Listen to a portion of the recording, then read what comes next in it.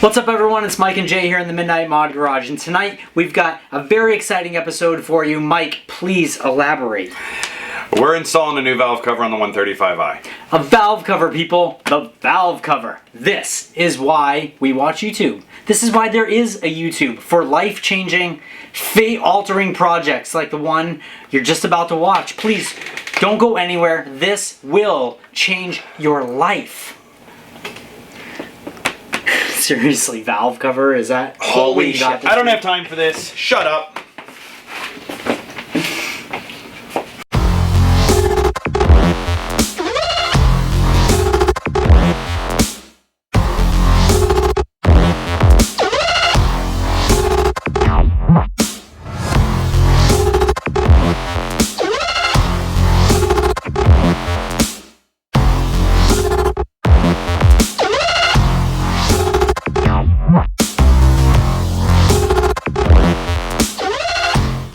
Alright guys, so as we went over in the intro, we are going to be replacing the full valve cover on the 135i.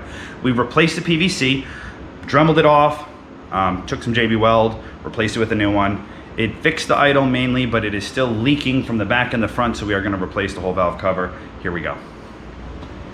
Before we get started on this project, we are going to disconnect the battery. So you're going to open your trunk, you're going to lift from the left-hand side where there's a little slot. Here's your battery. We're going to use a 10mm disconnect negative. You do not have to undo the screw all the way, just loosen it enough so that you can pull this up. Wiggle it from side to side, and then put it down here. This entire casing is plastic, so you don't have to worry about it shorting out. Now we're ready to get started. Definitely make sure you don't close the trunk, because you just disconnected the battery. I usually take a rag, I'm gonna shove it in here, so that there's actually no way the trunk can close. And then I go like this. Beautiful. Alright, so the first thing we're going to do is remove the engine cover. There's two clips right here in the front that need to pop off, and there's two slides in the back. So we're just going to pop that and slide it out. And then we're going to need to remove the air intake. There's 4 clips going around the side. We need to unplug the mouth sensor, and then we're going to undo this clamp right here with either a flathead or a 6mm.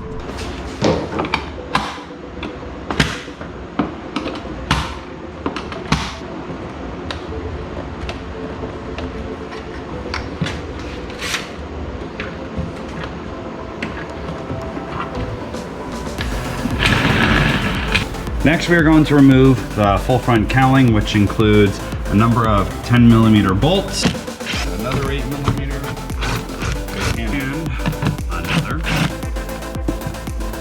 It's a pretty tight area. Back one.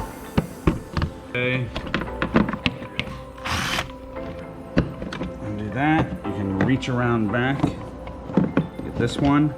And then you have this little rubber. And remove this. This is your cabin filter. Now, to remove the rest of this, you are going to lift up. This is a video, like, Not that hard.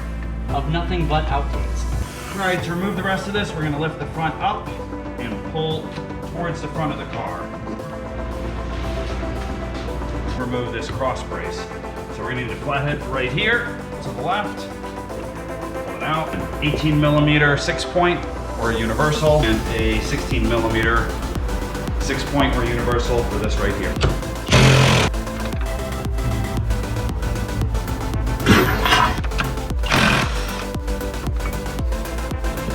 So now we have sufficient space to remove the air intake. And we're going to remove this wire retainer. There is a release on both sides. Just squeeze and lift up.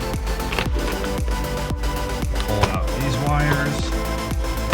Be careful not to break any of these clips. They do like to break. There's a lot of heat in the engine bay. So just pull straight up. They will come right out.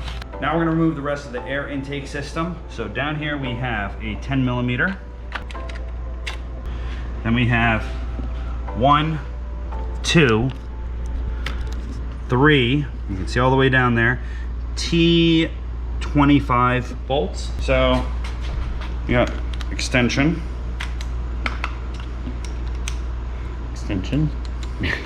Plus extension. Make sure the magnetic one Hold on, that didn't all fit in frame. I gotta back up. Make sure the magnetic one is the one on the end. To ensure you don't drop any hard. To ensure you don't drop any hard.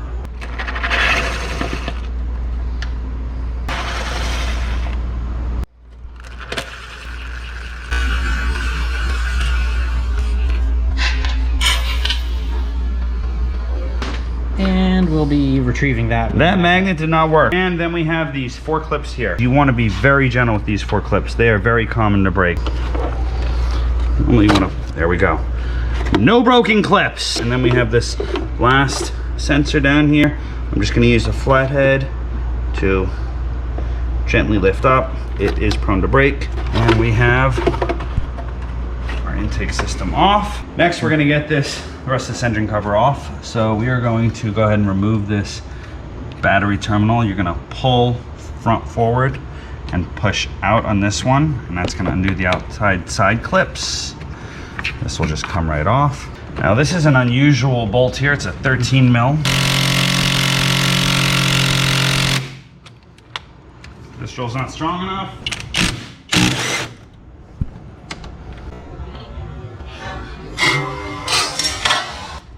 Don't do that. And then we have these loosened. We're gonna lift up. There are 2 little retainers holding it in the front and 2 in the back. Now we have this piece off and the fun begins. Yeah, retrieving that nut. Next, what we're gonna be doing is removing some accessory cables.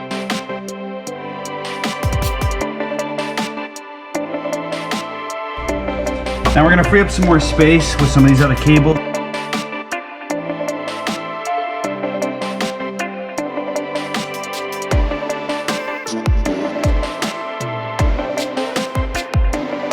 Next, the coil packs. All you gotta do is, it's gonna undo your clip, pull the clip ear out. You do not have to remove the coil packs. It's a good time to replace your spark plugs and your coil packs if you need to. We just did that on this car, so these are all gonna be fine. But we are going to remove the coil packs. Now, I definitely recommend, if you haven't already marked the coil packs, if you've recently done a service, fine. Otherwise, do mark them in the same cylinders. It just makes good sense. All right, so next we're gonna undo the grounds for the coil packs. Next, we're gonna undo grounds for the coil packs. All right, so we got a bunch of footage, but realized that the GoPro wasn't recording. So what we did was we undid the rest of the negative terminals, pulled all the plugs, removed this wiring harness over. Then we took off the crisscross fuel line. We used rubber glove tips with rubber bands. You definitely want to make sure that no dirt gets in there, otherwise you could spill your injectors. And then we remove these plugs by simply using a flathead screwdriver, like so. Pulling that, and then with the other hand, just yanking up. They come out really easily. So now that we've loosened all the lines, these are also loosened and ready to come off. We just gotta wrap them. I am deciding to loosen every single one of these 25/26 bolts that are holding the valve cover on, so that the last thing we do before removing this and covering them up with our little custom-made sedums is have the valve cover ready to be removed. Okay. So I say to twist it this way. Hold on, because we still hitting here. Now you see how it goes? Yeah, why aren't you tightening bolts, Gary? Gee, I'm up on the front. 6 foot-pounds of torque. All right, guys, so one thing that happened when we were undoing the electrical for the coil packs is the ground, this piece right here, snapped off. So what I'm doing is I've just cut it back. I'm stripping these back a little bit. Then I'm going to intertwine these together and use one of these, which is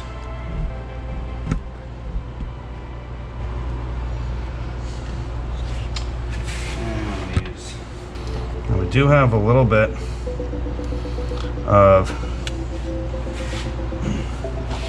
fuel in the air from when we were doing the fuel lines, so I am going to heat shrink this. I'm just going to wait for that to seal up. We did finish putting the fuel lines back on.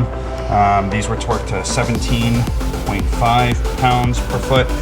Each of the bolts for the valve cover itself, we torqued to 6.5 pounds per foot, which seems like a little, but remember they're aluminum. They don't actually need to be super tight, because if the gasket's doing its job, you don't have to have it smashed down there. So those are all done.